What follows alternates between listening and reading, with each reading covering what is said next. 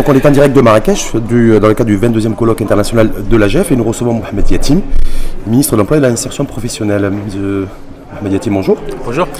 On va démarrer sur votre présence ici. Je n'étais pas déçu parce que c'était une expérience riche, parce que j'ai rencontré pas mal d'amis, d'anciens amis, j'ai rencontré toute la famille, et puis j'ai rencontré aussi des ministres. Et on a évoqué un sujet qui est d'actualité. Qui est les ressources humaines, le capital humain au niveau de l'ensemble du continent et des enjeux. D'ailleurs, la thématique, c'est la dynamique quelle dynamique pour les ressources humaines pour transformer l'Afrique. Oui, c'est ça. Il faut remettre la personne, l'individu au centre des politiques. Ça, c'est au niveau du continent et par rapport à la thématique d'aujourd'hui. Oui. Et par rapport au Maroc, nous, apparemment, c'est la même thématique. Oui. Il faut déjà revoir, comme on est en train de le faire, revoir d'une façon profonde le système d'enseignement. Il faut revoir cette adéquation entre le système d'enseignement et la formation avec les besoins de marché. Maintenant, vous le savez, on a. Monsieur le ministre, je crois qu'en fait, vous êtes convaincu qu'il faut réadapter l'école publique aux besoins du marché. Bien sûr. Parce que là, il n'y a pas forcément une vision globale partagée par le principal défi qu'on a concernant le chômage, c'est le chômage des diplômés. En fait, l'université maintenant, et l'école en général, c'est une machine à faire sortir des gens qui n'ont pas des capacités, diplômés, mais qui n'arrivent pas à trouver travail. Et ça, c'est malheureux parce que l'école, l'université, elle est censée former le capital humain. Comment vous comptez aligner le système éducatif aux besoins du marché de l'emploi? Parce que est-ce que c'est pas aussi une nouvelle forme de privatisation de l'école et de l'école? Et là, en l'occurrence, non, c'est pas la privatisation. Il faut revenir à la dimension publique de l'école. Et quand je parle de la dimension publique, ça ne veut pas dire que le privé ne peut pas. Mais il faut donner un enseignement qui donne confiance aux étudiants, aux élèves, dans leurs compétences, à l'avenir.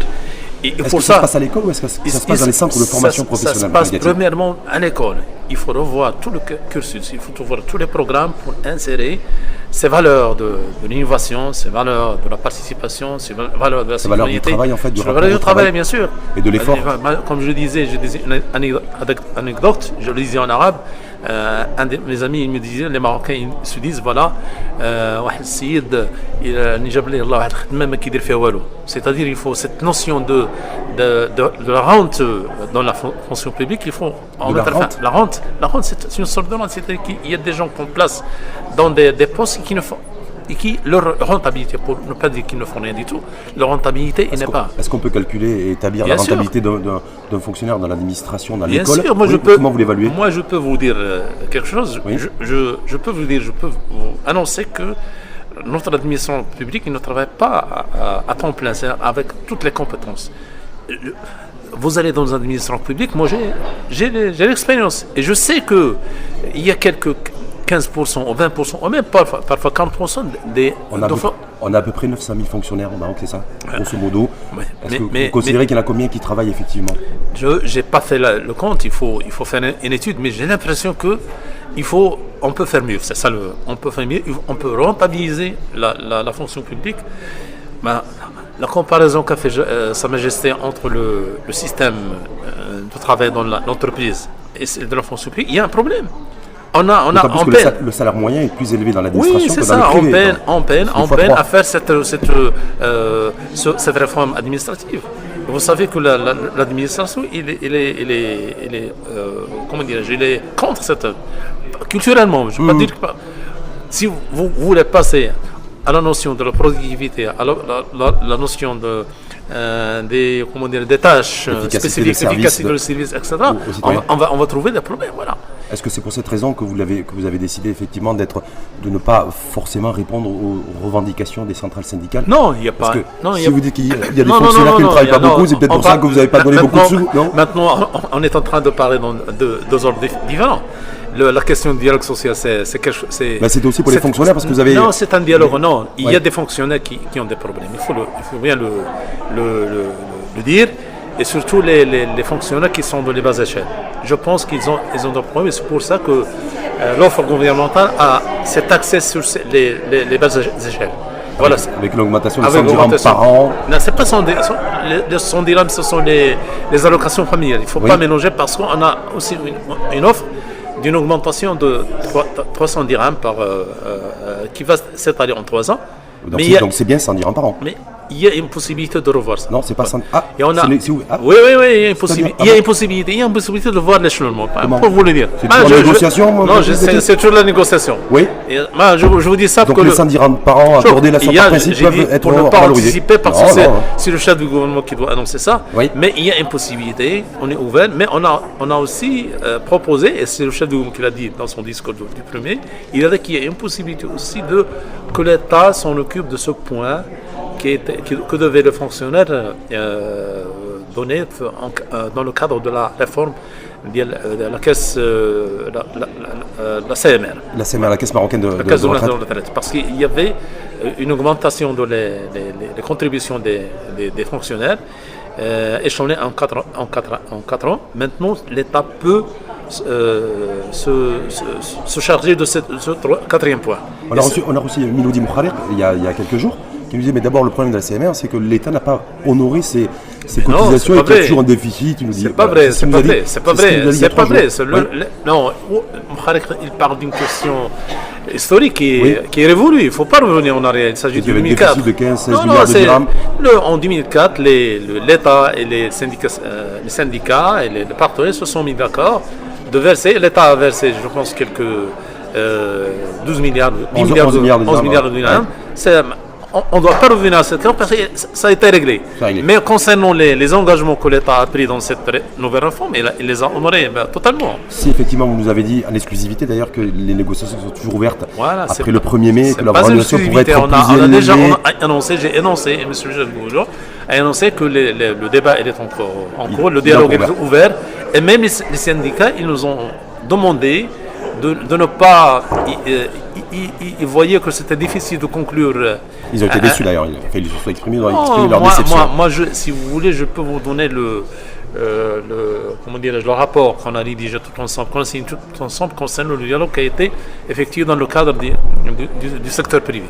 Je pense que en général, ils étaient satisfaits du déroulement du dialogue. Dans la commission que j'ai présidée, on a eu 13 rounds de dialogue. Et on a bien dialogué, on a avancé, je peux vous le dire, ils étaient satisfaits. D'ailleurs, quand on a reçu Miloudi Moukhariq, vous avez dit la veille, j'étais encore avec Mohamed Yati, dimanche à Rabat. Est-ce qu'il y aura une contrepartie aussi? C'est-à-dire que si vous donnez un peu plus, vous revalorisez un peu plus l'augmentation des revenus des fonctionnaires au-delà de 100 dirhams, est-ce que quelque part vous allez demander aux centrales syndicales aussi, mais il faut aussi nous accompagner dans la réforme de l'administration? C'est une espèce de deal. Non, c'est pas un deal. On s'est mis d'accord. Le dialogue, ce n'est pas justement les demandes ou les recommandations d'ordre matériel. C'est vrai, il faut revoir le pouvoir d'achat, il faut faire bouger les choses dans ce sens. On a essayé de le faire. On a fait et ça va coûter 6 milliards. C'est une cagnotte de 6 milliards. 6 milliards de dirhams. Là, vous allez les trouver où ces 6 milliards? On va les trouver, on est un État. Oui, mais vous allez les trouver, mais vous allez les trouver où? On va les trouver, Je me dis, moi, c'est une dépense, mais comment on s'est engagé. Je ne suis pas le ministre des Finances, mais le ministère des Finances s'est engagé. Il s'est engagé. On peut pas aller avec les syndicats et leur dire qu'on va engager 6 milliards pour financer les résultats de ce dialogue sans qu'il y ait une décision de l'État. Il faut pas. Donc c'est l'engagement formel de l'État, c'est formalisé. 6 milliards ils sont mis sur la table. Voilà, on est sincère. On va aboutir à une solution. Une solution, voilà. Et les syndicats, ils nous ont dit, voilà, peut-être on ne peut pas le faire à la veille du 1er mai, on leur a laissé le temps et on va recommencer après. Donc, en tout cas, on suivra ça, nous, en tant que médias responsables. On suivra les évolutions, de toute façon. Juste un mot sur le plan national de relance de l'emploi qui a été présenté, que vous avez présenté, qui a été présenté par les chefs de gouvernement, avec l'annonce de la création d'1,2 million d'emplois à l'horizon 2021. Je veux juste clarifier une chose. Allez-y. Quand on parle d'1 million, 200 000 emplois, on parle Créé. On parle d'une potentialité. C'est-à-dire c'est comme la croissance potentielle. En fait, c'est pas un objectif. Non, c'est un objectif. Voilà. Non, c'est un objectif. C'est un objectif et c'est un potentiel parce qu'on a déjà posé la question. Parce que, comme vous le savez, ce plan a été monté dans une perspective consultative qui a intégré et qui était le secteur d'activité, tous les secteurs d'activité, tout le secteur avec une vraie convergence en fait. Avec une convergence, c'était la première fois que cette approche est menée. Et voilà, on a demandé à chaque secteur quelles sont les potentialités de création d'emplois qu'on faisait par secteur. Ils nous ont donné des chiffres. Ce sont des potentialités, on va y travailler. On ne dit pas qu'on va créer, parce que vous le savez. Et ceux qui seraient sceptiques, qu'est-ce que vous leur répondez? Non, il faut c'est beaucoup, on ne pourra jamais atteindre. Non, il faut toujours être sceptique. Pourquoi il faut être sceptique? Parce que la question de l'emploi ne dépend pas de la volonté, elle dépend d'autres paramètres. Si vous avez, par exemple, une année non pluviométrique, vous allez trouver ça a des répercussions sur le taux d'employabilité. Donc on va être encore une fois de plus tributaire du climat et de la pluviométrie. Voilà, bien sûr, c'est clair, il faut le dire. Mais nous on a mis sur table un outil de travail, cette convergence dont vous parlez, cette commission ministérielle qui a été créée pour la première fois, ces orientations stratégiques, ces mécanismes, ce sont là, on a signé. Voilà ce qu'on prévoit, parce qu'effectivement c'est réalisable, mais c'est conditionné. C'est assez conditionné, avec des plans annuels, avec des décisions, on va prendre des décisions pour mettre également. Des évaluations continues. Voilà, c'est un travail à faire.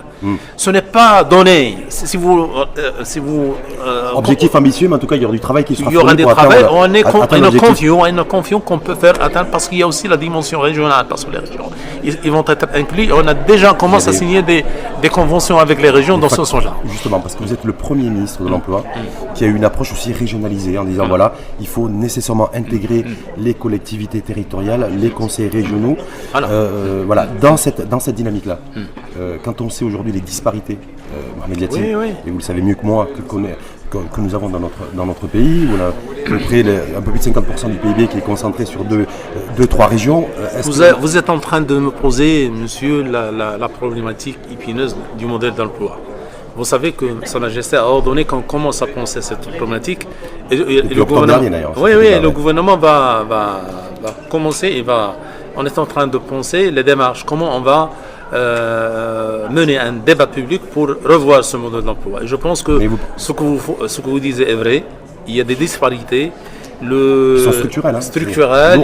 Il y avait de lourds investissements, mais ces investissements, ils ne sont pas bénéfiques pour toutes les régions. Ces disparités régionales, on a déjà des programmes pour combattre ces disparités, mais il faut aller dans le fond, c'est-à-dire il faut revoir Vous allez commencer par les emplois aidés, vous allez vous focaliser d'abord sur l'essor économique et créer les conditions pour Maintenant, c'est un débat. Je vous dis le débat aussi va être ouvert. On va trouver des pistes. Il faut impliquer tout le monde et pour répondre à cette question éminente de Sa Majesté. Tant plus qu'effectivement, il y a une lutte contre le chômage aussi, même si le monde rural est moins touché que le monde urbain d'ailleurs. Dernière petite question. Ce qui est d'actualité, qui a fait l'actualité, qui est toujours un peu d'actualité, cette notion de boycott qui est ambiant. Pas ici à Marrakech, mais bon, voilà. Non, je ne suis pas concerné par cette question. Je ne vais pas répondre parce que j'ai donné une réponse. Comment dirais-je, c'est-à-dire spontané, mais il a été lu d'une façon négative. C'est pour ça que j'ai envie de... Effectivement, est-ce que vous considérez qu'on vous a fait un procès injuste lorsque vous avez dit, moi je ne cerne pas ce problème-là, je ne sais pas de quoi ce qu'il advient, donc je suis ni pour ni contre. On a essayé comment dirais-je, profiter de cette déclaration pour... On essaie de vous piéger, c'est ça vous dites? Je pense. J'ai l'impression que c'est ça en fait dans votre... Moi j'ai parlé d'une façon spontanée, j'ai parlé d'une façon générale, j'ai dit je ne suis ni pour ni contre, mais j'ai dit voilà, la société a le droit de se défendre, mais je n'ai aucune idée à la tête. Je n'ai jamais débattu cette question avec quelqu'un, je n'avais aucune position là-dessus, parce que maintenant je suis en train d'essayer de comprendre de quoi il s'agit. Vous avez toujours pas compris? Je n'ai pas encore toujours compris. C'est-à-dire? Je sais pas. Il y en a qui voient une certaine machination derrière avec. Je n'ai pas encore la certitude que c'est une machination. Je n'ai pas encore la certitude que c'est un travail spontané qui s'est déclenché dans les médias sociaux. En tout cas, pour vous, c'est sain ou c'est malsain pour la société, pour les institutions? Vous allez me donner un petit temps pour réfléchir. Il est précoce de se prononcer entièrement sur cette question. C'est ça ma dernière position. En tout cas, Mohamed Yatim, vous n'avez jamais considéré que tout ce qui a été dit ensuite lors de votre déclaration en disant je suis ni pour ni contre, c'est un procès qui vous a été fait et qui est injuste. Oui, c'est ça. C'est pas le fond de votre pensée. C'est pas le fond de ma pensée. Mohamed Yatim, merci à vous et surtout encouragement et au défi que vous êtes lancé, donc la création de 1,2 million d'emplois en tant que potentialité. On le fera, Inch'Allah. On en a tous besoin. Il faut avoir la conviction pour le faire.